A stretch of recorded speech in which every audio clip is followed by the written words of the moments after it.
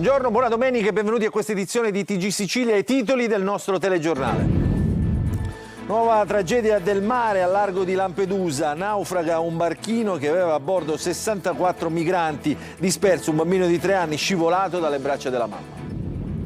A Sigonella un centinaio di attivisti hanno manifestato per dire no alla violenza della guerra in Medio Oriente. La zona attorno alla base è off limits. Daniela uccisa con 30 coltellate. Agghiaccianti i particolari che emergono dall'autopsia sul corpo di Daniela Zinnanti, vittima dell'ennesimo femminicidio a Messina. Nel 2008 l'assassino aveva provato a uccidere un'altra donna. Meteo da allerta gialla in Sicilia per i prossimi giorni, previsti piogge, temporali e forte vento. L'ennesimo scandalo della sanità rischia di travolgere Schifani in Sicilia. Dopo il caso Iacolino, il presidente della regione è assediato dal suo partito, da tutta la coalizione di centrodestra e dalle opposizioni. Il Museo dei Relitti del Mare di Gela, appena inaugurato, è già con tanti problemi da risolvere. Mancano i bagni per i disabili, l'ascensore non funziona e molti servizi sembrano sottodimensionati rispetto ai flussi dei visitatori. La caccia alla balena bianca del romanzo Moby Dick approda sul palco del Teatro Garibaldi di Modica con la regia di Guglielmo Ferro, in scena Moni Ovadia. Calcio in Serie B, trasferta amara per il Palermo, battuto dal Monza per 3-0 e si allontana dalla zona promozione diretta. In Serie C, Catania ad Altamura e Trapani impegnato sul campo del Picerno, Siracusa sconfitto al Latino.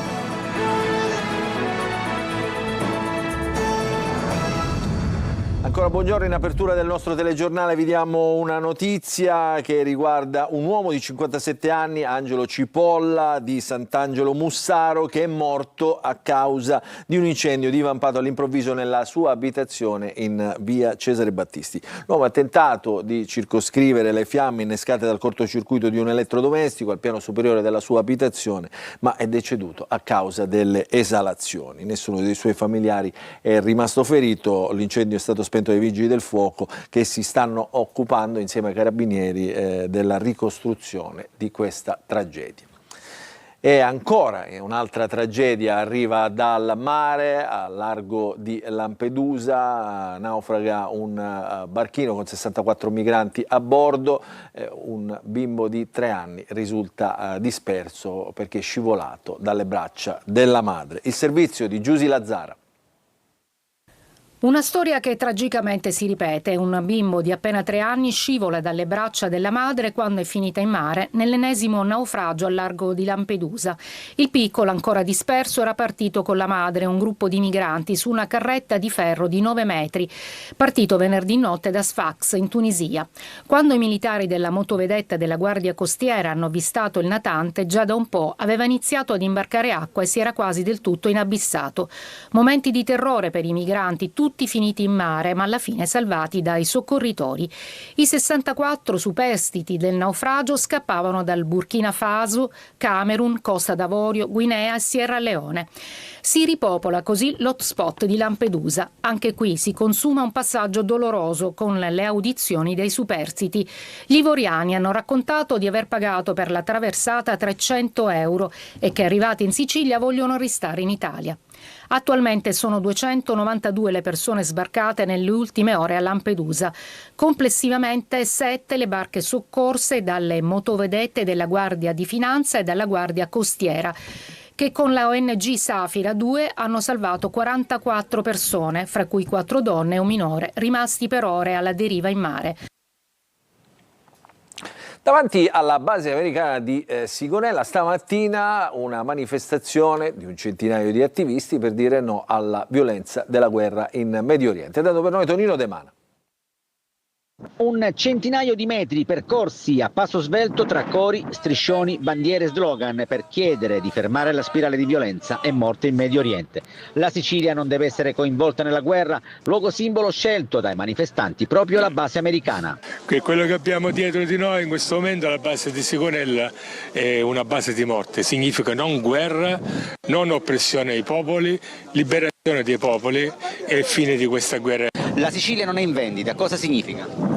che non ci pieghiamo agli interessi bellici di altri stati o del nostro stesso Stato. Il corteo si è fermato a 150 metri dall'ingresso della base con la polizia in assetto antisommossa. Per questioni di sicurezza presidiati sin dal mattino tutti gli accessi e gli svincoli in entrata a Sigonella.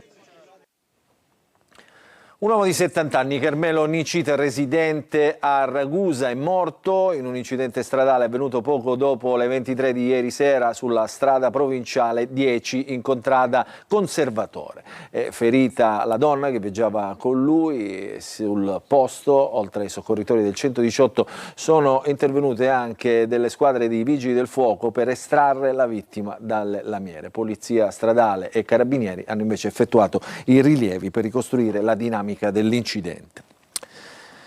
Rimane in carcere Santino Bonfiglio, il 67enne accusato del femminicidio di Daniela Zinnanti. Contestargli anche le aggravanti della premeditazione e dei futili motivi. La donna infatti avrebbe provato a difendersi prima di essere colpita da 30 coltellate. Il servizio di Orazio Longo.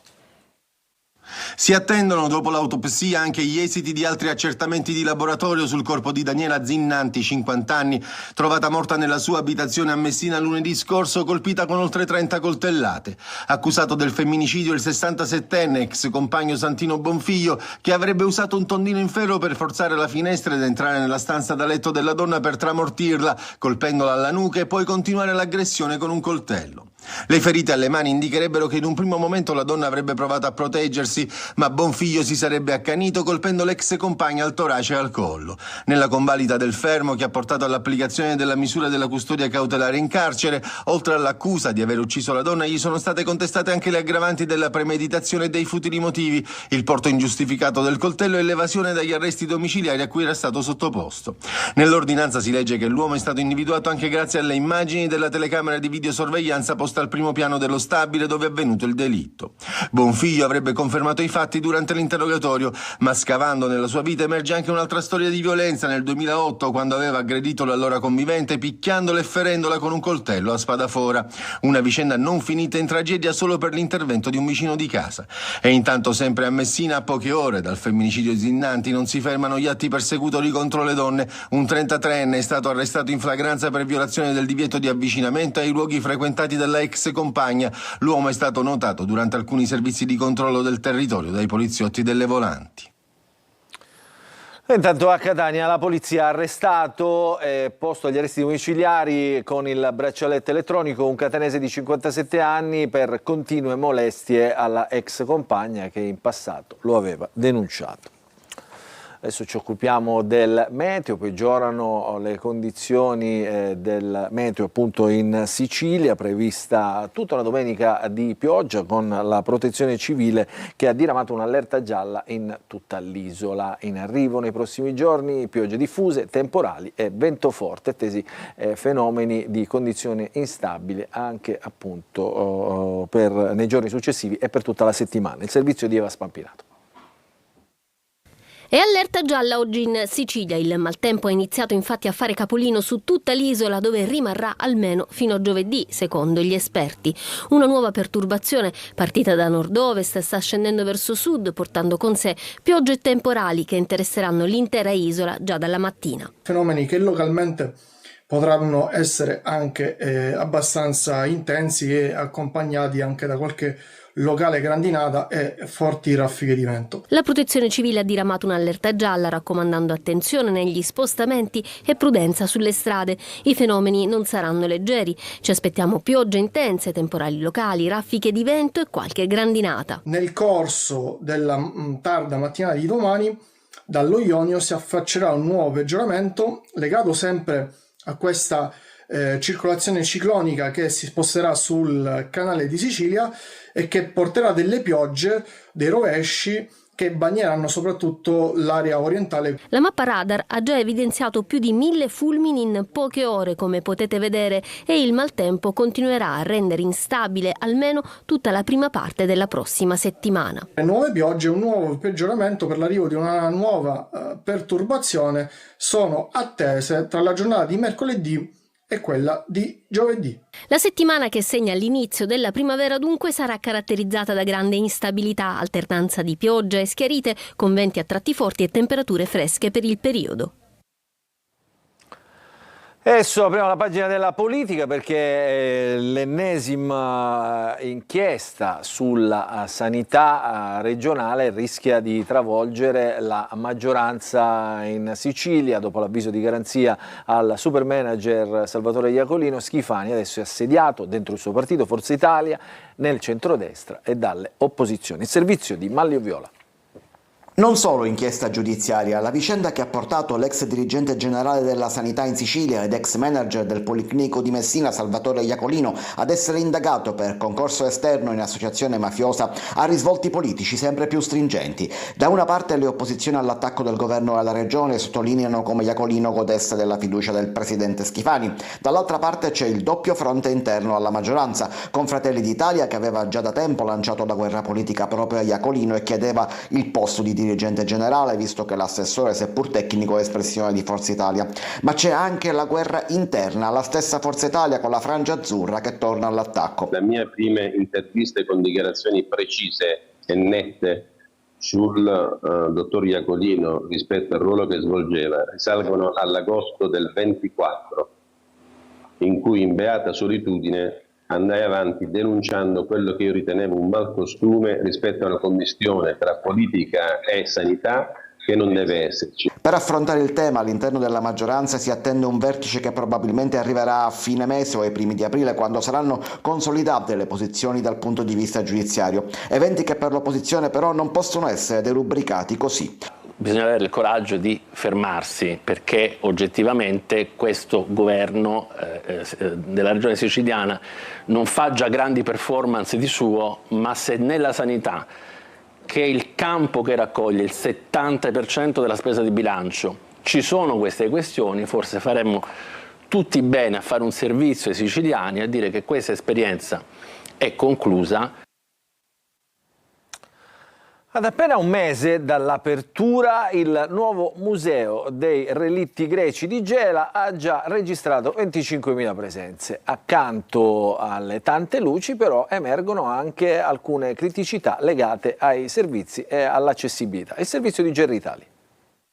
A poche settimane dall'apertura e con oltre 25.000 presenze registrate, il Museo dei Relitti Greci di Gela inizia a mostrare però alcune criticità legate ai servizi. Negli scorsi giorni diversi gruppi di visitatori hanno dovuto fare i conti con l'impossibilità di utilizzare i servizi igienici destinati al pubblico, risultati temporaneamente fuori uso. In alcuni casi, dopo varie richieste, è stato consentito l'utilizzo del bagno di servizio riservato al personale per evitare ulteriori disagi. Un problema legato a quanto pare a un sistema di scarico inadatto per sostenere un grande flusso di visitatori e su cui si starebbe già intervenendo, come conferma il direttore della struttura. Il problema non è così semplice come sembrava. Ora spero domani mattina arriva un mezzo a fare rivedere un po' la parte esterna dell'impianto e risolvere il problema in questi giorni. Un'altra questione riguarda invece l'accessibilità della struttura, soprattutto per le persone con disabilità. Al momento il piano superiore del museo non è ancora fruibile perché l'ascensore non è stato attivato, una situazione che di fatto impedisce a chi ha difficoltà motorie di accedere ai livelli superiori e di utilizzare gli Oculus dedicati alla visione multimediale, e per questo motivo il piano è stato interdetto a tutti. Il problema nasce da passaggi legati a procedure tecniche e amministrative necessarie per l'attivazione dell'impianto. Resta in ultimo la grande incognita del personale. I custodi sembrano oggettivamente pochi per una struttura del genere e di certo non si può puntare tutto esclusivamente sulle associazioni di volontari. Dalla regione oggi non arriva nessun segnale, ma il museo resta comunque una realtà di grande valore per il territorio, che con il progressivo miglioramento dei servizi e dell'accessibilità potrà esprimere appieno tutte le sue potenzialità. A Pantelleria è in previsione la realizzazione di un pontile galleggiante a Cala Gadir. Insorge l'ex sindaco dell'isola che chiede che venga fatta una valutazione sulla compatibilità di questo intervento con il contesto paesaggistico e nel frattempo avvia anche una raccolta firme per bloccare il progetto. Il servizio di Simona Mazzone. Cala Gadir non si tocca. L'ex sindaco di Pantelleria Vincenzo Campo non usa mezzi termini di fronte al progetto della nuova amministrazione guidata da Fabrizio D'Ancona, che ha in previsione di realizzare proprio qui un pontile galleggiante. Ho deciso di lanciare una petizione pubblica su change.org con l'obiettivo di chiedere alle istituzioni una valutazione attenta prima di qualsiasi intervento in un luogo così delicato dal punto di vista paesaggistico e ambientale. Un progetto che rischia di compromettere l'integrità di questo angolo magico dell'isola, dice Campo. Si tratta di una piccola baia che nel tempo è rimasta sostanzialmente un approdo naturale, frequentato da residenti e visitatori, e strettamente legato alla storia e all'identità del luogo. Cala Qadir è infatti caratterizzata da sorgenti termali che sgorgano direttamente in mare e negli anni è stata segnalata anche la presenza di anguille, la famosa anguilla europea, una specie oggi fortemente minacciata. In attesa di una verifica sui termini del progetto e di una valutazione sulla compatibilità di questo intervento con il contesto paesaggistico e ambientale, è appena partita una petizione su change.org che ha già raccolto quasi 600 firme.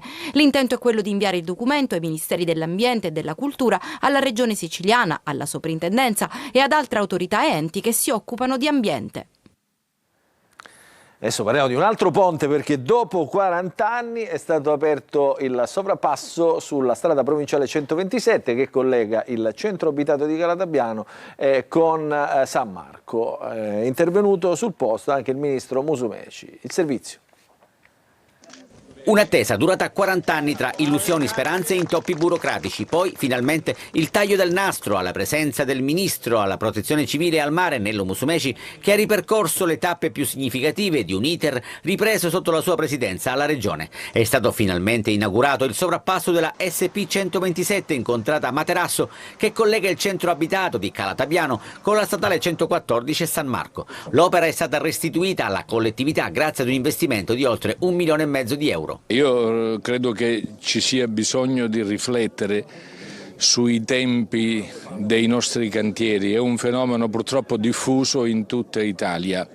La media di solito è di 5 anni e sono tanti. Io credo che abbiamo tutti il dovere di essere felici. Un ponte che da 4,20 metri passa a 14 metri.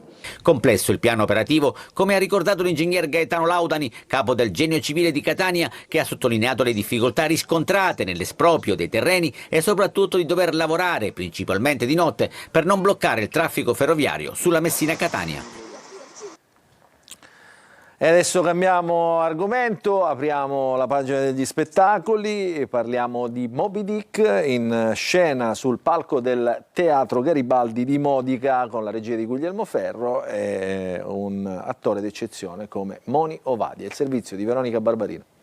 Se nostro Signore vuole il grazie di Acab, quell'esemplare solitario maschio me lo deve mandare bianco. Il teatro diventa un mare sconfinato, il palcoscenico si trasforma in un vascello. A guidarlo c'è il capitano Acab con la sua ciurma, pronti a inseguire il mito e la maledizione della balena bianca. La grande avventura di Moby Dick, diretta da Guglielmo Ferro, approda al Teatro Garibaldi di Modica. Marinai, cosa fate quando vedete una balena? La segnalo. Gridando! Con la sua presenza scenica, intensa e magnetica, Moni Ovadia è il capitano Acab. Ossessionato dalla balena bianca, conduce i suoi uomini in mare, dove si consumerà la tragedia di tutti, in un susseguirsi di tempeste, battute di caccia, bonacce, riti pagani e preghiere.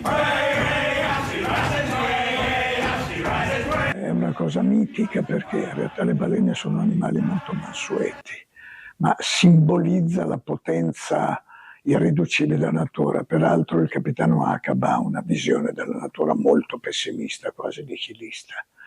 Quindi è una sfida al limite dell'uomo, ecco, il suo limite non lo accetta. Così la caccia alla balena diventa molto di più di un'avventura per mare, diventa il simbolo della sfida dell'uomo contro le proprie ossessioni, una lotta tra coraggio e follia che può condurre al naufragio dentro se stessi. Sali e mettiti di vedetta! E mi raccomando, cerca di vedere almeno una... E dopo queste straordinarie immagini e questo straordinario capolavoro noi ci fermiamo, una piccola pausa e rientreremo subito dopo con il calcio.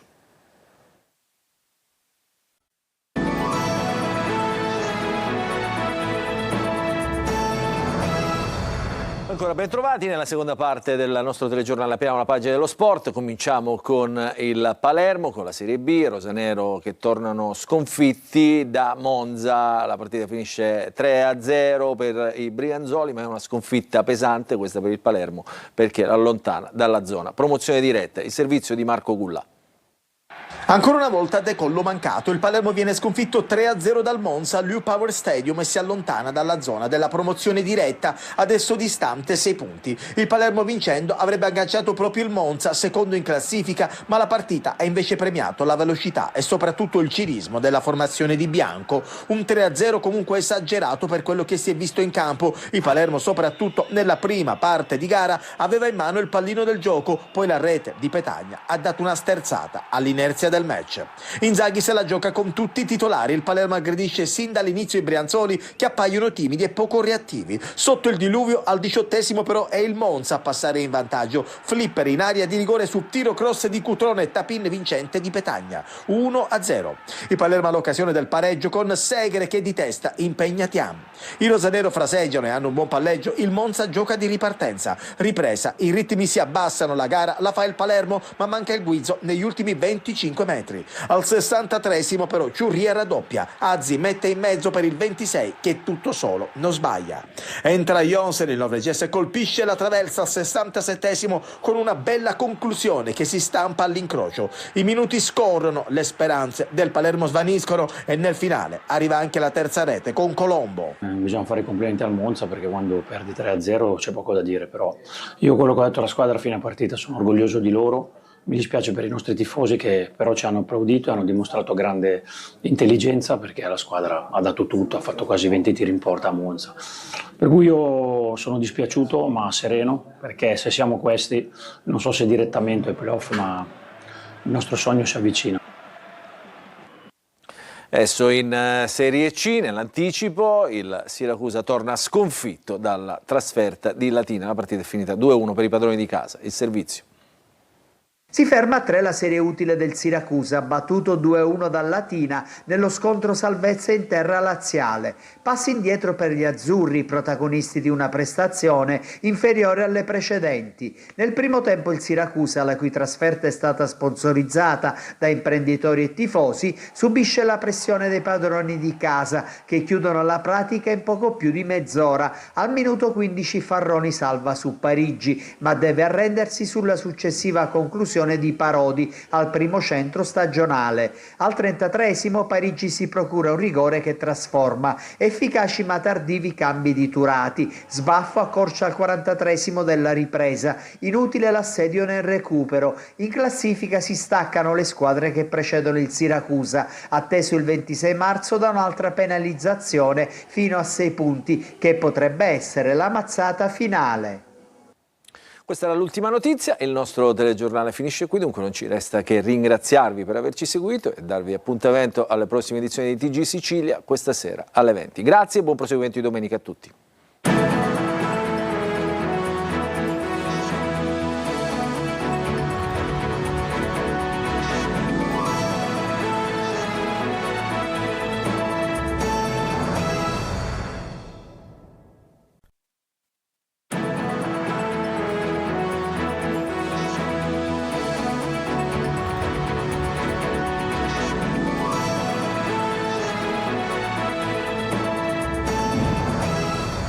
Buonasera e buona domenica, benvenuti alla TG Sicilia. Vediamo i titoli di questa edizione.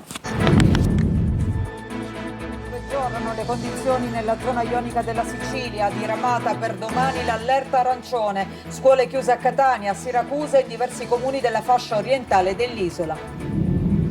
A Sigonella corteo per dire no alla guerra e ai genocidi. Per i manifestanti davanti alla base americana la Sicilia non deve essere coinvolta. Presente anche una delegazione dei NOMOS di Niscemi. Nuova tragedia del mare, al largo di Lampedusa naufraga un barchino che aveva a bordo 64 migranti, disperso tra le onde un bambino di 3 anni scivolato dalle braccia della mamma. Agghiaccianti particolari emergono dall'autopsia sul corpo di Daniela Zinnanti, vittima dell'ennesimo femminicidio a Messina. Nel 2008 il suo assassino aveva già provato a uccidere un'altra donna ed era stato arrestato. Inaugurato da poco, il Museo dei Relitti del Mare di Gela presenta già tanti problemi. Mancano i bagni per i disabili, l'ascensore non funziona e molti servizi sembrano sottodimensionati rispetto ai flussi dei visitatori. Ad Agrigento il Messico conquista il Tempio d'Oro. Il ballet folclorico Buo Nicolaita vince la 68esima edizione del Mandorlo in Fiore, finale al Palacongressi a causa del maltempo. Calcio in Serie C, il Catania torna a vincere in trasferta dopo 2 mesi, lo fa ad Altamura in pieno recupero con Casasola che segna la rete del definitivo 2-1 rossazzurro. Solo un punto per il Trapani a Picerno nello scontro salvezza. In Serie B amara sconfitta per il Palermo che ieri a Monza ha perso 3-0. I rosanero si allontanano dalla zona della promozione diretta, adesso distante 6 punti.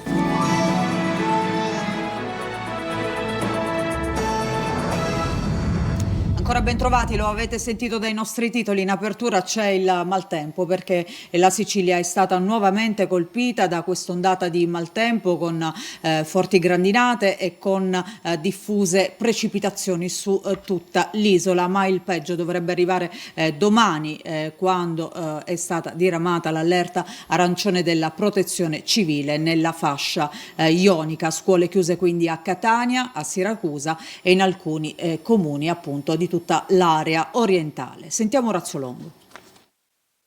Sicilia sotto la pioggia, la cartina della protezione civile regionale parla chiaro, allerta arancione in tutta la fascia ionica per le prossime ore, previste precipitazioni a carattere di rovescio o temporalesco diffuse e persistenti anche sulla costa tirrenica messinese nelle province di Ragusa e Siracusa, allerta gialla nelle zone centrali dell'isola, scuole chiuse a Catania in diversi comuni della Cese, a Siracusa in provincia e in alcuni comuni del messinese della zona ionica. Fulmini e allagamenti ci sono già stati in diverse zone dell'Interland Tenneo, a Giarra i sottopassi allagati con automobilisti rimasti in panne, diversi interventi dei vigili del fuoco, ma il maltempo, secondo gli esperti, potrebbe durare fino a giovedì con un nuovo peggioramento mercoledì. Fenomeni che localmente potranno essere anche abbastanza intensi e accompagnati anche da qualche locale grandinata e forti raffiche di vento. Raccomandati attenzione negli spostamenti e prudenza sulle strade. Dallo Ionio si affaccerà un nuovo peggioramento legato sempre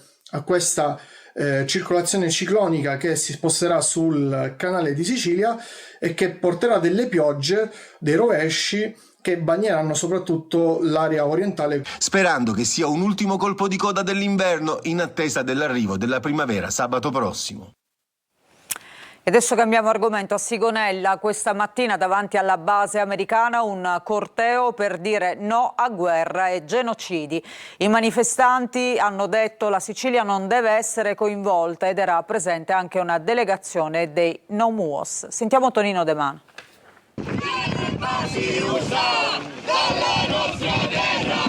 Un centinaio di metri percorsi a passo svelto sotto la pioggia battente tra cori, striscioni, bandiere e slogan per chiedere di fermare la spirale di violenze e morte in Medio Oriente. La Sicilia non può e non deve essere coinvolta nella guerra. È stato ribadito più volte dai manifestanti che si sono radunati proprio di fronte alla base americana di Sigonella. Nessuna complicità con guerra e genocidio, smilitarizziamo i territori. Questi concetti espressi ai nostri microfoni. Quello che abbiamo dietro di noi in questo momento, la base di Sigonella, è una base di morte. Significa non guerra, non oppressione ai popoli, liberazione dei popoli e il fine di questa guerra che porta solamente morte e distruzione dell'economia. Non ci pieghiamo agli interessi bellici di altri stati o del nostro stesso Stato. Sigonella ha un ruolo centrale insieme alla base di Niscemi del MUOS e quindi noi ci battiamo per la completa smilitarizzazione della nostra isola. Noi non abbiamo dichiarato alcuna guerra né tantomeno l'abbiamo ricevuta, siamo per assolutamente la pace dei popoli ma soprattutto per la convivenza pacifica e la Sicilia vuole essere neutra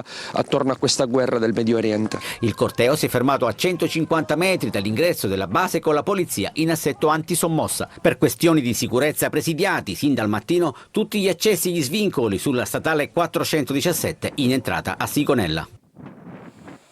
E intanto, a proposito di questo, c'è un caso che sta facendo discutere. 2 elicotteri americani della US Navy, lo vediamo in questa fotografia, sono atterrati nel Parco delle Madonie. La notizia, diffusa attraverso i canali social ufficiali proprio della US Navy, ha sollevato la ferma protesta dei sindaci del Madonia UNESCO Global Geopark e del presidente del parco, che hanno scritto al governo regionale e al prefetto per chiedere lumi su quanto accaduto, anche perché questa è un'area sottoposta a vincolo. A sollevare l'allarme anche Valentina Chinnici, deputata regionale e vice segretaria regionale del PD, annunciando un'interrogazione urgente al presidente della regione Schifani.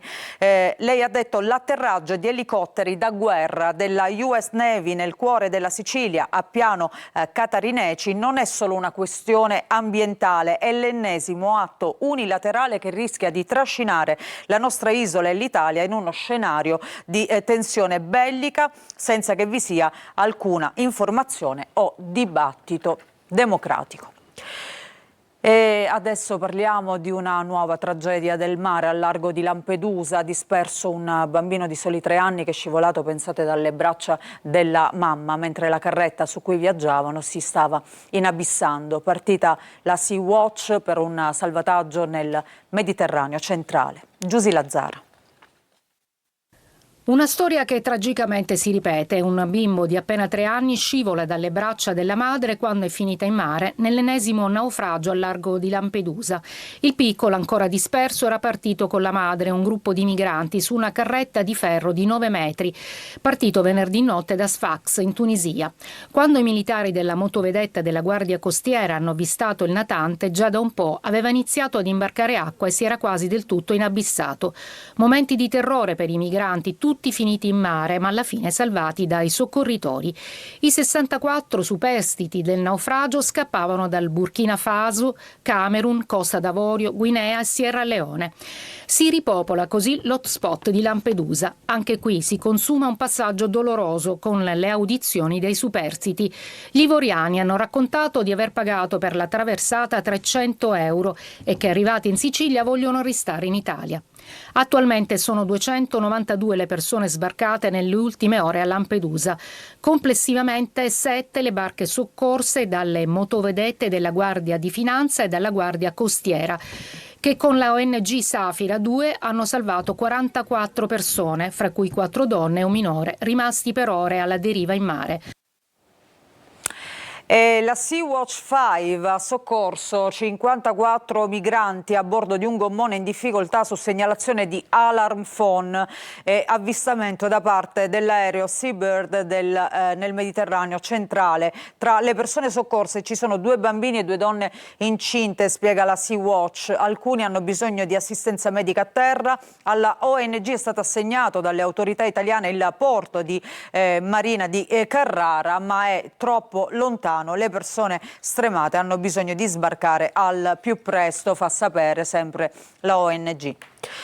E adesso cambiamo di nuovo argomento. Rimane in carcere Santino Bonfiglio, il 67enne accusato dell'omicidio, anzi del femminicidio di Daniela Zinnanti. Contestategli anche le aggravanti della premeditazione e dei futili motivi. La donna avrebbe provato a difendersi prima di essere colpita da oltre 30 coltellate. Sentiamo. Si attendono dopo l'autopsia anche gli esiti di altri accertamenti di laboratorio sul corpo di Daniela Zinnanti, 50 anni, trovata morta nella sua abitazione a Messina lunedì scorso, colpita con oltre 30 coltellate.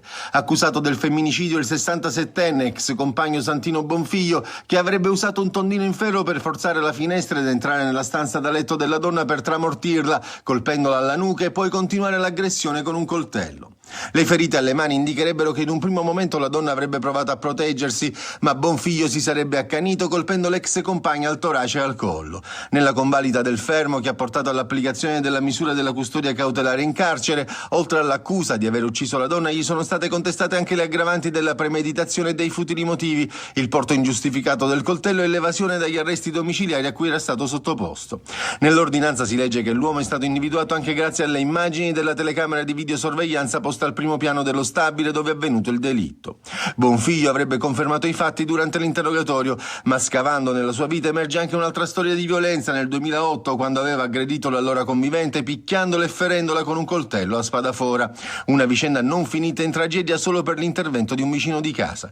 E intanto sempre a Messina, a poche ore dal femminicidio Zinnanti, non si fermano gli atti persecutori contro le donne. Un 33enne è stato arrestato in flagranza per violazione del divieto di avvicinamento ai luoghi frequentati dalla ex compagna. L'uomo è stato notato durante alcuni servizi di controllo del territorio dai poliziotti delle volanti.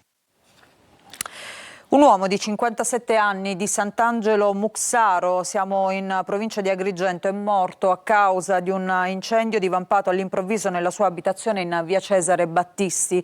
L'uomo ha tentato di circoscrivere le fiamme innescate dal cortocircuito di un elettrodomestico al piano superiore della sua abitazione, ma è deceduto a causa delle esalazioni. Nessuno dei suoi familiari è rimasto ferito. E adesso la politica siciliana, che però si intreccia anche con la cronaca. L'ennesimo scandalo della sanità rischia di travolgere la maggioranza in Sicilia. Dopo l'avviso di garanzia a Salvatore Iacolino, Schifani è assediato dentro Forza Italia, nel centrodestra e dalle opposizioni. Sentiamo Manlio Viola. Non solo inchiesta giudiziaria, la vicenda che ha portato l'ex dirigente generale della sanità in Sicilia ed ex manager del Policlinico di Messina Salvatore Iacolino ad essere indagato per concorso esterno in associazione mafiosa ha risvolti politici sempre più stringenti. Da una parte le opposizioni all'attacco del governo e alla regione sottolineano come Iacolino godesse della fiducia del presidente Schifani, dall'altra parte c'è il doppio fronte interno alla maggioranza, con Fratelli d'Italia che aveva già da tempo lanciato la guerra politica proprio a Iacolino e chiedeva il posto di dirigente generale, visto che l'assessore, seppur tecnico, è espressione di Forza Italia. Ma c'è anche la guerra interna, la stessa Forza Italia con la frangia azzurra che torna all'attacco. Le mie prime interviste con dichiarazioni precise e nette sul dottor Iacolino rispetto al ruolo che svolgeva risalgono all'agosto del 24, in cui in beata solitudine andai avanti denunciando quello che io ritenevo un malcostume rispetto a una commistione tra politica e sanità che non deve esserci. Per affrontare il tema all'interno della maggioranza si attende un vertice che probabilmente arriverà a fine mese o ai primi di aprile, quando saranno consolidate le posizioni dal punto di vista giudiziario. Eventi che per l'opposizione però non possono essere derubricati così.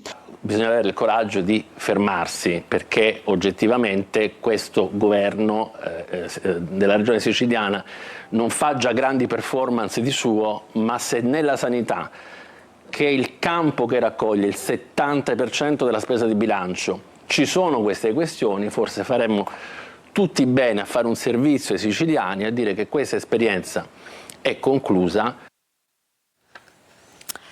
Grave episodio di intimidazione e minacce per il leader di Sud Chiama Nord, Cateno De Luca, e per 2 membri del suo staff. Il deputato è stato inseguito e minacciato da 4 uomini a bordo di una Mercedes scura a Barcellona Pozzo di Gotto, nel Messinese, dove si trovava per un comizio. L'episodio è avvenuto a poche ore dalle sue denunce contro comportamenti mafiosi a Milazzo. Ad appena un mese dall'apertura, il nuovo museo dei relitti greci di Gela ha già registrato 25.000 presenze. Accanto alle tante luci però emergono anche delle criticità legate ai servizi e all'accessibilità. Sentiamo Gerry Italia. A poche settimane dall'apertura e con oltre 25.000 presenze registrate, il Museo dei Relitti Greci di Gela inizia a mostrare però alcune criticità legate ai servizi. Negli scorsi giorni diversi gruppi di visitatori hanno dovuto fare i conti con l'impossibilità di utilizzare i servizi igienici destinati al pubblico, risultati temporaneamente fuori uso. In alcuni casi, dopo varie richieste, è stato consentito l'utilizzo del bagno di servizio riservato al personale per evitare ulteriori disagi. Un problema legato a quanto pare a un sistema di scarico inadatto per sostenere un grande flusso di visitatori e su cui si starebbe già intervenendo, come conferma il direttore della struttura. Il problema non è così semplice come sembrava. Ora spero domani mattina arriva un mezzo a fare rivedere un po' la parte esterna dell'impianto e risolvere il problema in questi giorni. Un'altra questione riguarda invece l'accessibilità della struttura, soprattutto per le persone con disabilità. Al momento il piano superiore del museo non è ancora fruibile perché l'ascensore non è stato attivato, una situazione che di fatto impedisce a chi ha difficoltà motorie di accedere ai livelli superiori e di utilizzare gli Oculus dedicati alla visione multimediale, e per questo motivo il piano è stato interdetto a tutti. Il problema nasce da passaggi legati a procedure tecniche e amministrative necessarie per l'attivazione dell'impianto. Resta in ultimo la grande incognita del personale. I custodi sembrano oggettivamente pochi per una struttura del genere e di certo non si può puntare tutto esclusivamente sulle associazioni di volontari. Dalla regione oggi non arriva nessun segnale, ma il museo resta comunque una realtà di grande valore per il territorio che con il progressivo miglioramento dei servizi e dell'accessibilità potrà esprimere appieno tutte le sue potenzialità. La caccia alla balena bianca del romanzo di Herman Melville Moby Dick approda sul palco del Teatro Garibaldi di Modica. Veronica Barbarino. Se nostro Signore vuole il grazie di Acab, quell'esemplare solitario maschio me lo deve mandare bianco. Il teatro diventa un mare sconfinato, il palcoscenico si trasforma in un vascello. A guidarlo c'è il capitano Acab con la sua ciurma, pronti a inseguire il mito e la maledizione della balena bianca. La grande avventura di Moby Dick, diretta da Guglielmo Ferro, approda al Teatro Garibaldi di Modica. Marinai, cosa fate quando vedete una balena? La segnalo. Gridando! Con la sua presenza scenica, intensa e magnetica, Moni Ovadia è il capitano Acab. Ossessionato dalla balena bianca, conduce i suoi uomini in mare, dove si consumerà la tragedia di tutti, in un susseguirsi di tempeste, battute di caccia, bonacce, riti pagani e preghiere. È una cosa mitica perché in realtà le balene sono animali molto mansueti, ma simbolizza la potenza irriducibile della natura. Peraltro il capitano Acab ha una visione della natura molto pessimista, quasi nihilista. Quindi è una sfida al limite dell'uomo, ecco, il suo limite non lo accetta. Così la caccia alla balena diventa molto di più di un'avventura per mare, diventa il simbolo della sfida dell'uomo contro le proprie ossessioni, una lotta tra coraggio e follia che può condurre al naufragio dentro se stessi. Sali e mettiti di vedetta. E mi raccomando, cerca di vedere almeno... Ad Agrigento il Messico conquista il mandorlo in fiore, il ballet folclorico Buo Nicolaita vince il 68esimo Festival internazionale del folklore. Tempio d'argento alla Colombia, bronzo alla Georgia, finale al Palacongressi a causa del maltempo. Ma ci dice tutto Davide Sardo. Vince il 78esimo Festival internazionale del folklore di Agrigento il gruppo del Messico!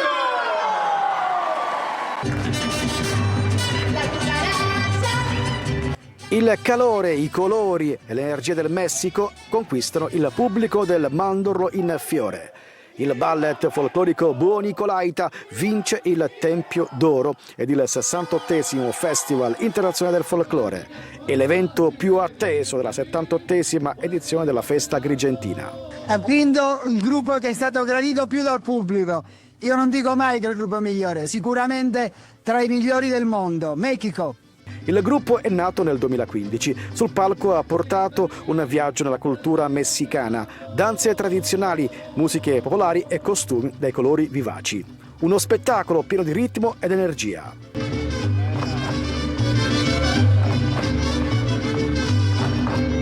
Il Tempio d'argento va alla Colombia, il Tempio di bronzo alla Georgia.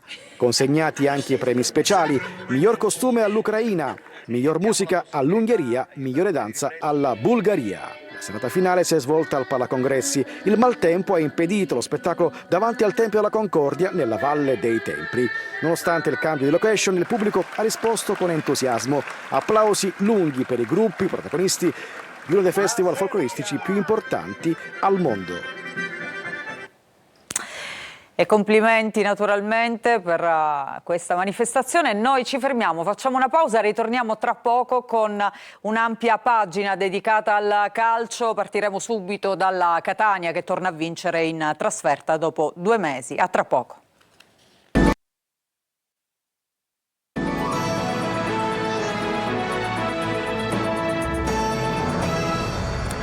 Bentrovati, seconda parte del nostro giornale. Adesso il calcio, la Serie C. La Catania torna a vincere in trasferta dopo 2 mesi. Lo fa ad Altamura nel recupero. Casasola segna il definitivo 2-1 rossazzurro dopo i gol di Tacchio e Curcio. Marco Carli. Come a Monopoli nell'ultima vittoria in trasferta arrivata 2 mesi fa. Il Catania non esalta le folle per bel gioco, ma la meglio sull'Altamura nei minuti di recupero. È Casasola l'uomo del match, sua la rete decisiva. Toscano, su cui il club ha avviato da tempo delle riflessioni sfociate nella delicata ultima settimana, sceglie Caturano davanti, alle sue spalle Lunetta ed Ausilio. In avvio il Catania va vicino al gol, calcio d'angolo e colpo di testa di Lunetta, su cui Alastra si oppone con un grande intervento.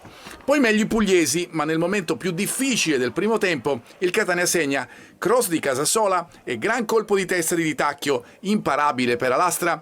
L'Altamura prova a rispondere con Curcio, che calcia alto quasi all'intervallo. Nella ripresa partono forti i pugliesi, Mogentale serve grande al centro dell'area, tiro a colpo sicuro e respinta salva risultato di Casasola autenticamente strepitoso. Da un fallo dal limite di Quaini, prima espulso e poi semplicemente ammonito dall'arbitro dopo la revisione, nasce il pareggio dei pugliesi. Curcio manda la palla sotto la traversa, bel tiro ma centrale, Dini non irreprensibile, 1-1.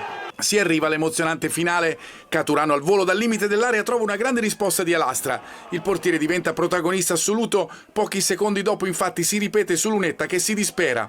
È il momento decisivo della partita. Di Noia mette in mezzo, la palla arriva a Casasola che tira una prima volta e sulla ribattuta ci prova nuovamente. È quella buona, sinistro angolato e palla in rete e Tenei nuovamente in vantaggio al 96esimo ed esultanza liberatoria. Ci poteva stare anche un rigore su Lunetta, ma per oggi in casa Catania va bene così. E allora sentiamo le parole del calciatore rossazzurro Thiago Casasola ai nostri microfoni.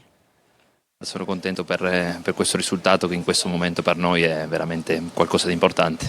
Avevamo tanta voglia di rivincita, tanta voglia di dimostrare che siamo un gruppo vero e regalarci questa vittoria per noi, per il gruppo, per lo staff tecnico e anche per i tifosi che oggi sono venuti in tanti qua e non ci fanno mancare mai il loro supporto, quindi appunto era una vittoria che volevamo per noi e anche per i tifosi. Siamo tutti uniti e ripeto, vogliamo chiudere il prima possibile il discorso secondo posto per poi preparare al meglio tutto quello che verrà, perché abbiamo tutte le carte in regole per arrivare al nostro obiettivo. Noi guardiamo il nostro percorso, non pensiamo agli altri perché abbiamo già vissuto e visto che in questo campionato nessuno ci dà una mano, quindi noi pensiamo a noi e penso che oggi abbiamo fatto una buona gara, tosta, in un campo difficile contro una squadra che gioca bene a pallone, quindi siamo contenti, consapevoli che comunque sicuramente c'è tanto da migliorare, ma questa vittoria ci porta tante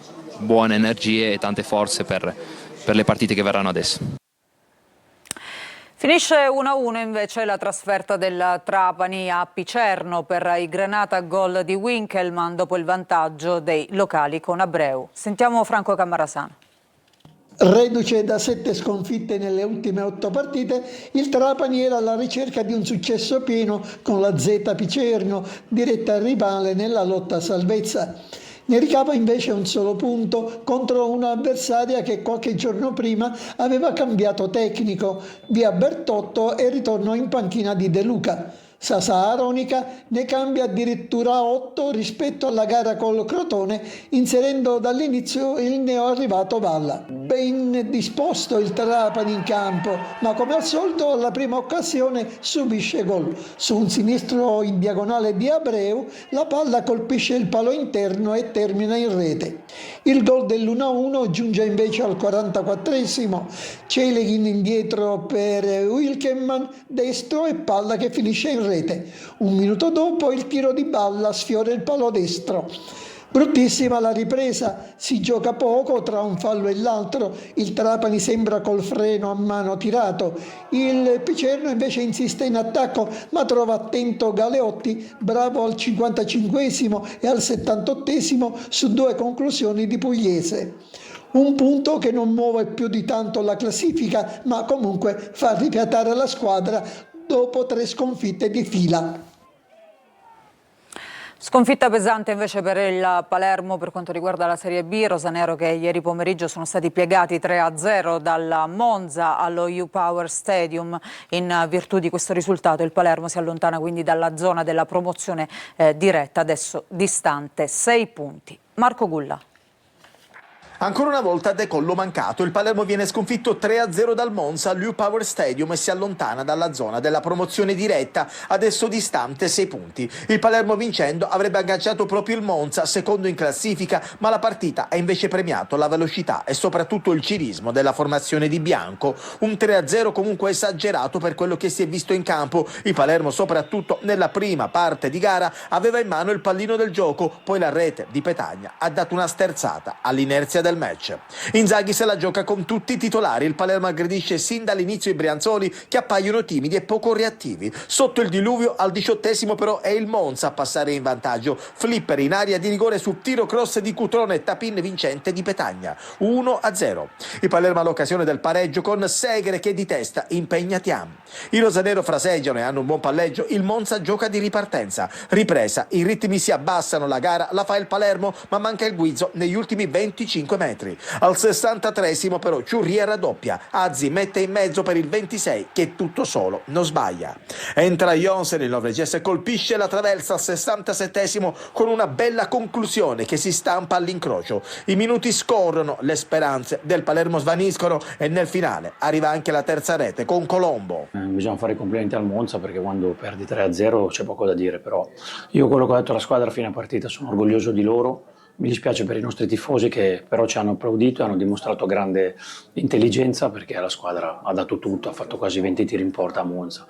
Per cui io sono dispiaciuto ma sereno perché se siamo questi, non so se direttamente ai playoff, ma il nostro sogno si avvicina. Un'altra pausa, ritorniamo tra poco con gli ultimi aggiornamenti.